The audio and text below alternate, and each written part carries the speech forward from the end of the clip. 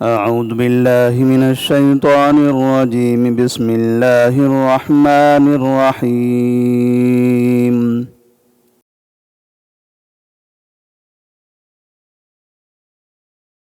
واعبدوا الله ولا تشركوا به شيئا وبالوالدين إحسانا وبذي القربى واليتامى والمساكين والجار ذي القربى والجار الجنب والصاحب بالجنب وابن السبيل وما ملكت أيمانكم إن الله لا يحب من كان مختالا فخورا۔ سورۃ النساء آیت نمبر 36۔ اللہ تبارک و تعالی نے اس سے پہلے کی 2 آیات 34 اور 35 میں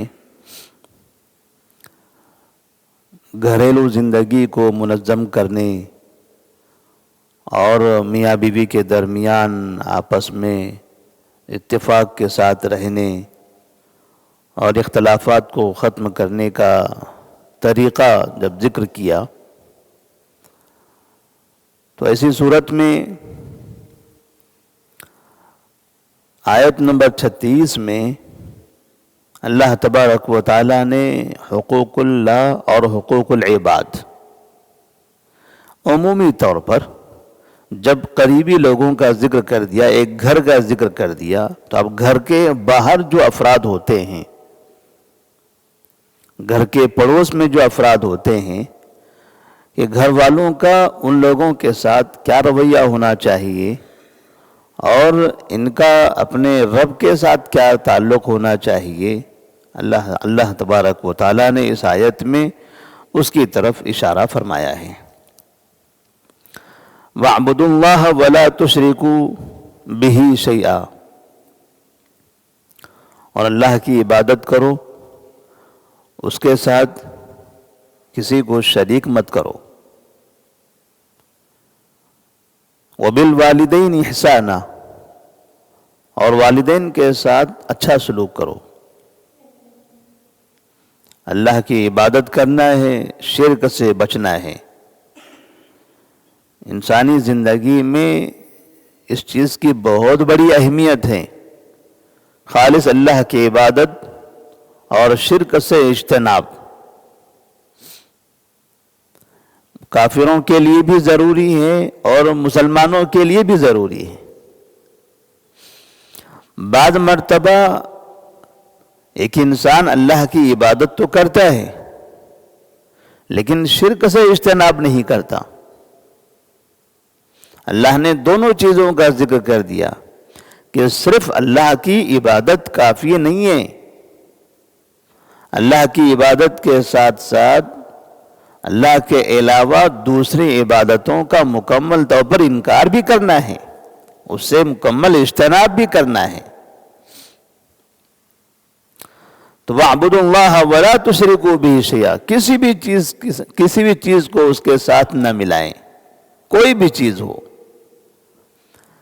کوئی انسان، کوئی نبی، کوئی ولی، یا انسانوں کے علاوہ کوئی جانور یا کوئی جمادات جیسے پتھر ہے، چاند سورج ہے، زمین ہے، پہاڑ ہیں، آسمان ہے، سمندر ہے، کسی بھی چیز کو انسان جو عبادت کے طور پر استعمال کرتا ہے، اللہ نے کہا وَلَا تُشْرِكُوا بِهِ شَيْئًا، کسی بھی چیز کو اس کے ساتھ آپ کو شریک نہیں کرنا ہے۔ جب توحید ہو، ایک خالص توحید ہو جو شرک سے مکمل پاک ہو، تب اس کے بعد فرماتے ہیں وَبِالْوَالِدَيْنِ إِحْسَانًا، والدین کے ساتھ اچھا سلوک کرو۔ اللہ کی عبادت کے بعد اللہ نے والدین کے ساتھ اچھا سلوک کرنے کا حکم دیا، جس سے والدین کے ساتھ اچھے برتاؤ کی اہمیت کا اندازہ ہوتا ہے کہ ماں باپ کی عزت ماں باپ کا احترام، ماں باپ کی خدمت، ماں باپ کے ساتھ اچھا برتاؤ، یہ بہت اعلیٰ مقام ہے۔ اللہ نے اپنی عبادت کے ساتھ جب اس کو جوڑ رکھا ہے، اس سے اس کے مقام کا، اس کی اہمیت کا اندازہ ہوتا ہے۔ وَبِالْوَالِدَيْنِ إِحْسَانًا، انسان کے نزدیک اس کی زندگی میں سب سے زیادہ قریبی اس کے ماں باپ ہوتے ہیں، اور ماں باپ سے قریب اللہ تبارک و تعالی۔ اللہ تبارک و تعالی انسان سے سب سے زیادہ قریب ہے۔ وَإِذَا سَأَلَكَ عِبَادِي عَنِّي فَإِنِّي قَرِيب۔ اسی لیے کوئی انسان اللہ کو دور نہ سمجھے، اللہ تبارک و تعالی بہت قریب ہے، شہرک سے بھی زیادہ قریب ہے۔ تو جو زیادہ قریب ہے اس کو زیادہ اہمیت دینی ہے۔ تو پہلے عبادت کا ذکر ہوا، اس لیے کہ اللہ کی عبادت ہر چیز پر مقدم ہے۔ ماں باپ کی اطاعت پر، بھائی بہن ہیں، دوست احباب ہے، رشتہ دار ہے، ان سب کی خدمت، ان سب کی اطاعت پر اللہ تبارک و تعالیٰ کی عبادت، اس کی اطاعت یہ مقدم ہے۔ اور اللہ کی عبادت کے بعد، اللہ کی اطاعت کے بعد نبی کریم صلی اللہ علیہ وسلم کی اطاعت، نبی کریم صلی اللہ علیہ وسلم سے محبت، پھر اس کے بعد والدین کا نمبر آتا ہے۔ وَبِالْوَالِدَيْنِ إِحْسَانًا، والدین کے ساتھ اچھا سلوک کرو۔ وَبِذِي الْقُرْبَى، اور رشتہ داروں کے ساتھ۔ اب رشتہ دار چاہے وہ والد کی طرف سے ہوں یا والدہ کی طرف سے ہوں، جن سے بھی ہمارا رشتہ ہے وہ تمام لوگوں کے ساتھ اچھا برتاؤ کرنا ہے۔ اب یہ رشتہ دار کچھ ایسے ہوتے ہیں جو گھر میں ہوتے ہیں، جیسے والدین کے علاوہ گھر میں رہنے والے بھائی بہنیں ہیں، اسی طرح سے بچے ہیں، چاچا ہیں اور دیگر افراد ہوتے ہیں، اور پھر اس کے بعد کچھ ایسے ہوتے ہیں جو گھر سے باہر ہوتے ہیں، قریب جن سے زیادہ تعلقات ہوتے ہیں، جو قریب ہوتے ہیں زندگی کے تمام معاملات میں۔ اور بذی القربہ، قریب لوگ ہیں گے کہ ہر کام میں سب سے پہلے نزدیک آنے والے، قریب بیٹھنے والے، قریب رہ کر حالات کی جانکاری رکھنے والے، اپنے حالات بتانے والے۔ والیتامی والمساکین، اس کے بعد یتیم اور مساکین کے ساتھ اچھا برتاؤ کرو۔ اب یتیم اور مساکین یہ معاشرے کے کمزور لوگ جو بے سہارا ہوتے ہیں، جن کے پاس یا تو ماں باپ کا سہارا نہیں ہوتا ہے، یا باپ کا سہارا نہیں ہوتا ہے، یا پھر کوئی ان کی نگرانی کرنے والا، کوئی ان کی خدمت کرنے والا، کوئی ان کو کھلانے پلانے والا نہیں ہوتا، ایسے بے سہارا لوگ ہیں۔ ایسے بے سہارا لوگوں کی آپ مدد کیجیے، ان کے ساتھ اچھا برتاؤ کیجیے۔ نبی کریم صلی اللہ علیہ وسلم نے یتیم کی کفالت اور یتیم کے ساتھ اچھے برتاؤ کے بارے میں فرمایا تھا، انا وکافل الیتیم فی الجنۃ ہاکذا، میں اور یتیم کی کفالت کرنے والا، یتیم کے ساتھ اچھا برتاؤ کرنے والا، یتیم کی خدمت کرنے والا، اس کی مدد کرنے والا جنت میں ایسے ہوں گے۔ آپ نے ایسی دو انگلیوں کا اشارہ کیا کہ جس طرح سے یہ دو انگلیاں ہیں، دونوں کے درمیان کوئی اور چیز نہیں ہے، اتنا قریب ہے یہ دو انگلیاں، تو جنت میں ہم دونوں ایسے ہی قریب ہوں گے۔ یتیم کی کفالت کرنے والا، یتیم کی خدمت اور مدد کرنے والا جنت میں مجھ سے بہت زیادہ قریب ہوگا۔ اللہ تبارک و تعالیٰ نے قرآن مجید کے اندر بھی یتیموں کو کھانا کھلانے، ان کی خدمت کرنے پر ابھارا ہے، اچھے لوگوں کی علامت بتائی ہے۔ وَيُطْعِمُونَ الطَّعَامَ عَلَى حُبِّهِ مِسْكِينًا وَيَتِيمًا وَأَسِيرًا۔ مال کی خود کو ضرورت ہونے کے باوجود بھی وہ مسکین کو کھانا کھلاتے ہیں، یتیم کو کھانا کھلاتے ہیں، قیدیوں کو کھانا کھلاتے ہیں، کیونکہ یہ بے سہارا لوگ ہیں، غریب لوگ ہیں، مجبور لوگ ہیں معاشرے کے۔ تو اللہ تبارک و تعالیٰ نے معاشرے کے مجبور اور بے سہارا لوگوں کی مدد کی بھی تعلیم دے دی۔ وَالْجَارِ ذِي الْقُرْبَى وَالْجَارِ الْجُنُبِ، اور رشتہ دار پڑوسی اور اجنبی پڑوسی کے ساتھ اچھا برتاؤ کرو۔ ہمارے پڑوس میں رہنے والے دو طرح کے ہوتے ہیں، یا تو وہ پڑوسی ہمارے رشتہ دار ہوتے، ہمارے ہی چچا بازو میں ہیں، ہمارے ہی ماموں بازو میں ہیں، ہمارے ہی خالو بازو میں رہتے ہیں، یا اور کوئی دوسرے رشتہ دار ہمارے بھائی رہتے ہیں پڑوس میں، تو پڑوسی ہیں اور وہ رشتہ دار بھی ہیں۔ تو اللہ تبارک و تعالیٰ نے اس کا ذکر پہلے کیا، کیونکہ وہ رشتہ دار بھی ہے اور پڑوسی بھی ہے، تو پڑوسی ہونے کے اعتبار سے بھی وہ مدد کرنے، احسان کرنے، اچھا برتاؤ کرنے کا حقدار ہے، اور پھر رشتہ دار ہونے اس اعتبار سے بھی وہ زیادہ حقدار ہے۔ والجار الجنب، اور اجنبی پڑوسی، جسے ہم اپنے شہر سے نکل کر کسی جگہ بنا لیتے ہیں، وہاں اطراف میں رہنے والا کوئی ہمارا نہیں ہے، الگ الگ شہروں سے، الگ الگ گاؤں سے، الگ الگ جگہوں سے، الگ الگ قبیلوں سے لوگ آباد ہوتے ہیں، پڑوسی ہیں، رشتہ کچھ بھی نہیں ہے، ان کے ساتھ بھی آپ کو اچھا برتاؤ کرنا ہے۔ والجار الجنب والصاحب بالجنب وابن السبیل، اور پھر پہلو کے ساتھی اور راہ کے مسافر کے ساتھ بھی۔ اب پہلو کے ساتھی سے مراد بعض مفسرین نے اس کو رفیق سفر یعنی بیوی وغیرہ کا ذکر کیا ہے کہ اس کے اندر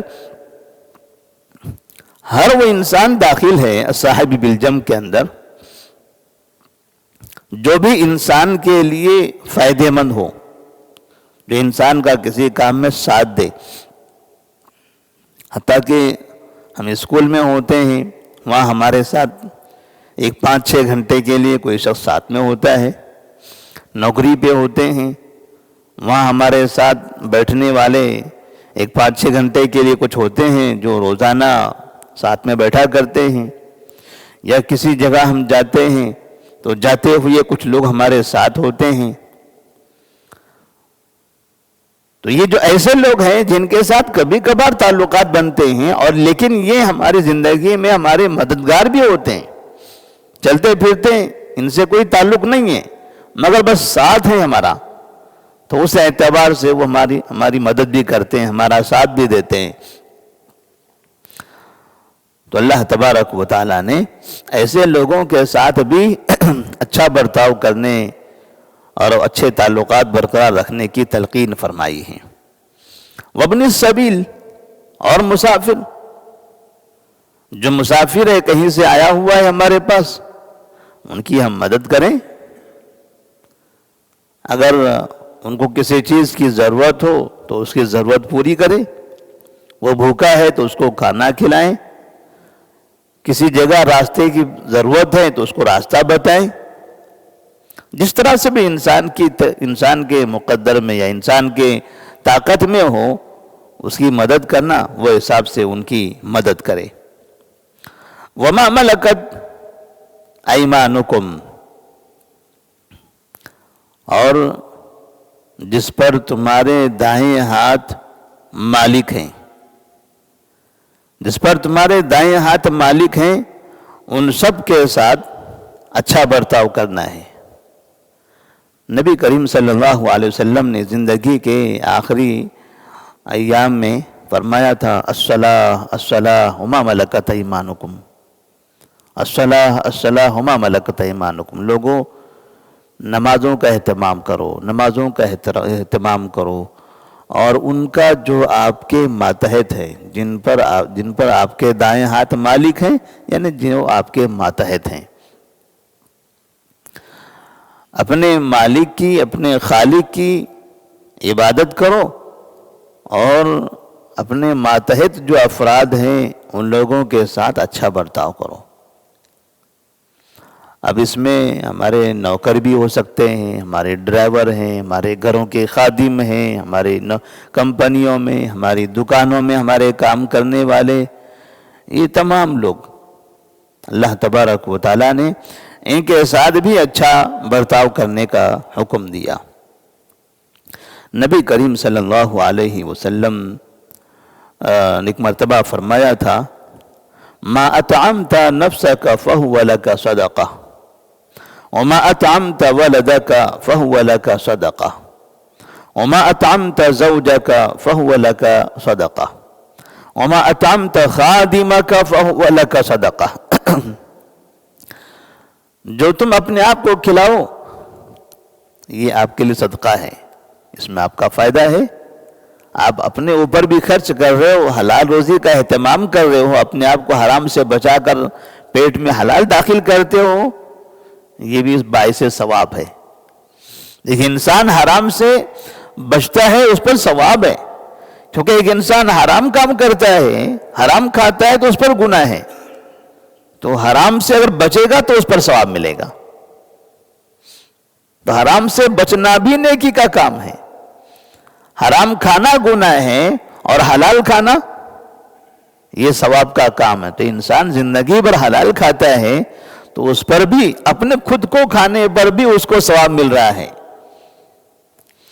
وَمَا أَطْعَمْتَ وَلَدَكَ فَهُوَ لَكَ صدقہ، اور جو تم اپنے بچوں کو کھلاؤ وہ بھی تمہارے لیے صدقہ ہے، کہ تم اپنے بچے کی خدمت کر رہے ہو، اس کی دیکھ بھال کر رہے ہو، اسے حلال کھلانے کے ذمہ دار بن رہے ہو، تو یہ بھی آپ کے لیے ثواب کا ذریعہ ہے۔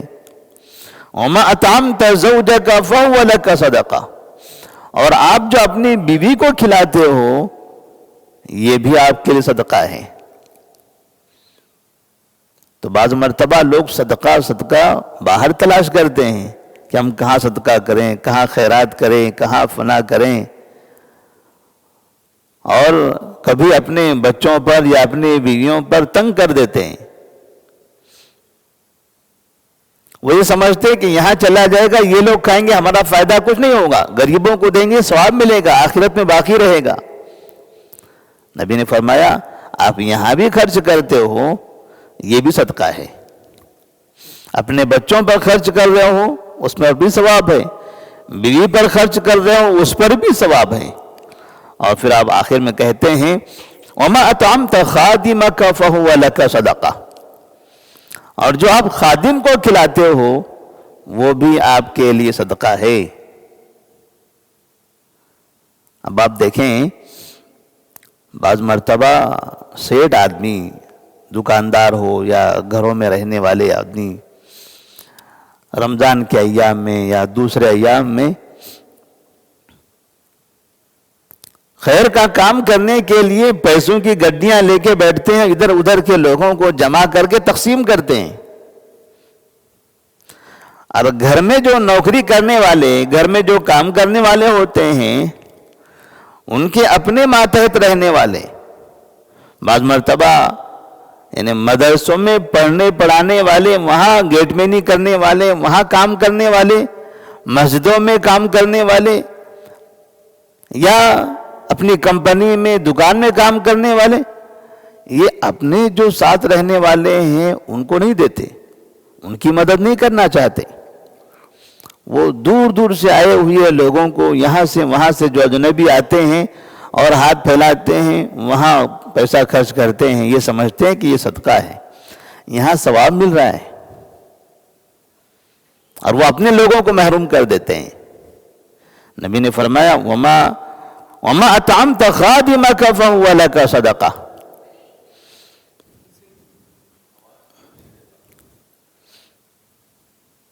وما اطعمت خادمك فهو لك صدقہ، تو جو آپ اپنے خادم کو کھلاؤ وہ بھی آپ کے لیے صدقہ ہے.